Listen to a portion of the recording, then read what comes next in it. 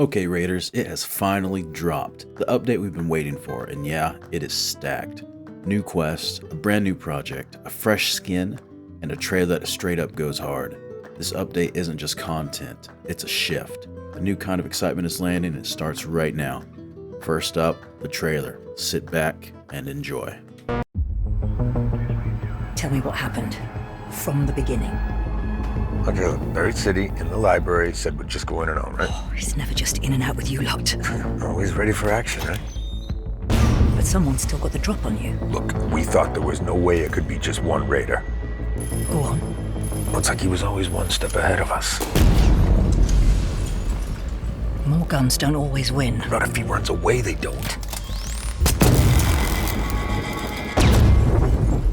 Wouldn't have got very far. What do you mean? The ice melts. We adapt.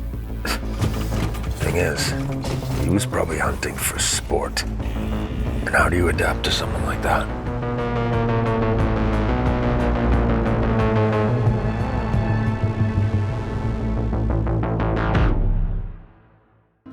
Alright, let's talk about this new Sandwalker skin, because yeah, I'm definitely going to be wearing this one.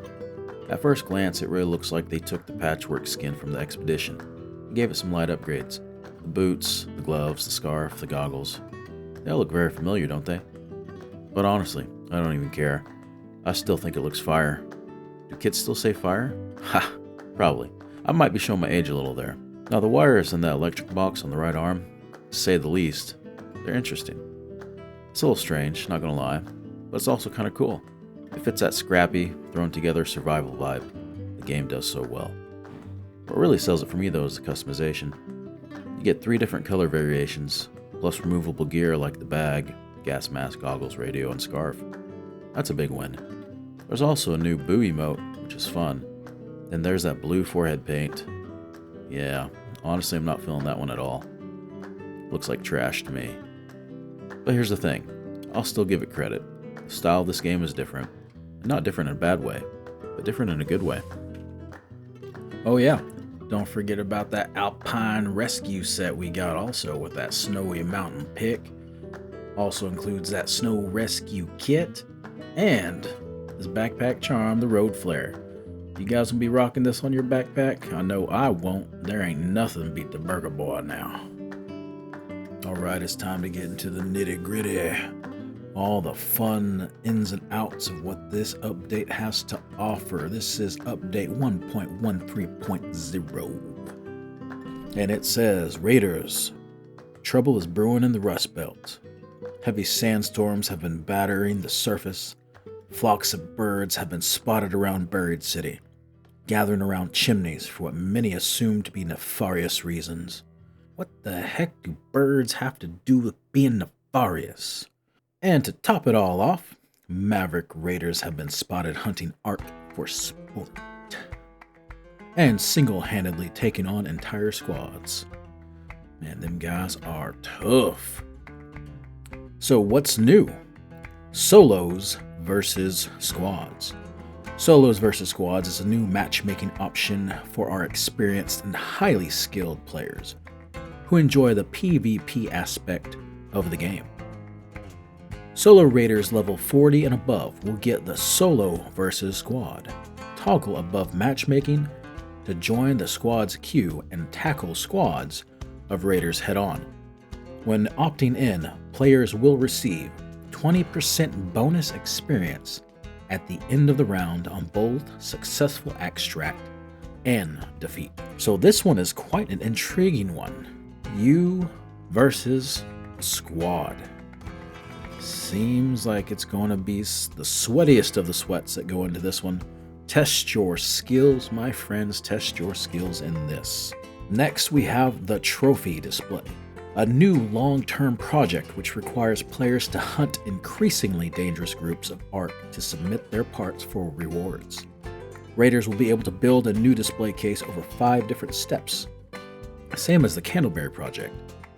And each level will add a new item to the display case. The rewards for completing each step include blueprints as well as Raider tokens, and full completion also brings additional rewards including a howl emote, a guitar, and 300,000 coins. There is currently no fixed end date and will not be impacted by expedition resets. Bird City. Flocks of birds have moved into Buried City, building nests in empty chimneys. We got some reports of them storing shiny trinkets inside, so make sure to inspect them. This new permanent map condition will be applied to the Buried City map only, which will cycle in and out of rotation weekly. There will be more bird traps and zip lines present on the map. Raiders can expect more combat in, on, or around the rooftops, including more flying arc and more players in proximity. New items. There are now 2 new types of epic augments. That's going to be excellent. 7 new quests. Now we have some patch highlights for you. Open parties. The option to set your party to open so your Embark and platform friends can join you seamlessly, even when you're in a round to wait in the lobby to join your next match. Squad invites. Added the option for squad mates to invite others to the party as well as the party leader. Achievement fixes. Stella Montis Seed Vault Extract fix. Mouse smoothing option added. Gamepad rebinding. Some content and bug fixes include achievements.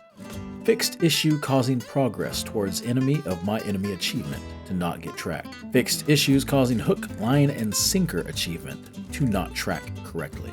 Arc traversing obstacles have been improved. They have been upgraded. They will do better. They will get you. Leaper is now better at walking when it loses its legs. Oh goody. Shredders. Dead shredders are now properly labeled as scavengeable when pinged. Fixed an issue where snitches would abort calling down Arc if players threw a lure grenade during the call. I did not know that. Fixed an issue where spotters would follow players into buildings and get stuck. What's wrong with that?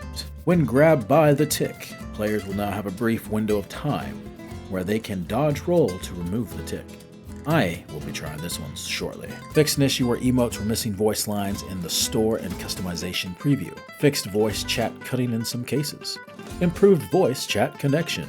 The types of containers that can spawn condition-specific blueprints have been lowered during electromagnetic storms, hidden bunker, and locked gate. Oh, that sucks. Raise the chances of finding higher tier weapons in weapon cases. Oh my goodness. Oh, it would be so nice not to get a freaking Berlin in a weapon case. Slightly lowered the chances of finding Matriarch and Queen unique parts in their armor pieces to make it a bit harder to get them without destroying them completely. I don't know how I feel about that one. Fixed multiple containers across all maps that were not interactable. Good. Fixed a raider hatch timing bug and camera getting stuck when the interaction failed. Tweaked some of the cliffs around the raider outpost tower on the dam where players tend to get stuck. Excellent. Adjusted the elevator shaft collision to prevent players from getting stuck on the dam control tower. That damn control tower, let me tell you. Fixed collision issues inside the pattern house on dam battlegrounds. Fixed an issue where players could reach an unintended location in water treatment. Removed an invisible wall in a nook beneath the Buried City highway. Removed the musical puzzle from Buried City. The guitar is now purchasable at Shawnee's. And that is a good thing, let me tell you. Fixed an issue where rocks and grass would float in the air on Spaceport. I kinda like that. It tripped me out the first time. It was fun. Adjusted arc spawn location during hidden bunker on bunker antennas to try to make sure they can't spawn directly on top of the antennas. Stella Montis. Fixed the seed vault extraction glitch on Stella Montis that allowed players to remain in the extraction point after it had closed. The night raid lighting has been updated with most lamps turned off. Time to get those glow sticks out. Fixed 40 locations on Stella Montis where players would frequently get stuck. Fixed the Bastion in Stella Montis being able to spawn out of bounds and attack players through walls. Well, that's a good thing. The loot spawn locations have been adjusted so items are more evenly distributed throughout the map. Ooh, that's nice. I like that. I like that one a lot. Various crash fixes. Added an option for mouse smoothing. Added a matchmaking delay option for stream sniping mitigation. Fixed an issue that allowed players to play the guitar while using the zipline. What is wrong with that? I wish I knew about that. I would have done it myself. Made aim assist consistent across different frame rates. Fixed issues with inputs not always registering at frame rates above 30. Fixed an issue where one of the macro set's helmet variants appeared incorrect in-game. Fixed some trinket items not being placeable in trinket slots. Fixed various clipping issues. Fixed an issue where selected codex entry was not always visible. Anti-cheat. 3 strikes progressive ban system is in the process of being implemented. Bans will progress from 30 days to 60 and finally a permaban for repeat offenders. So now this update's out. What stands out the most to you? I want to hear. Put in the comments. And if you don't mind, please like and subscribe this video for more content.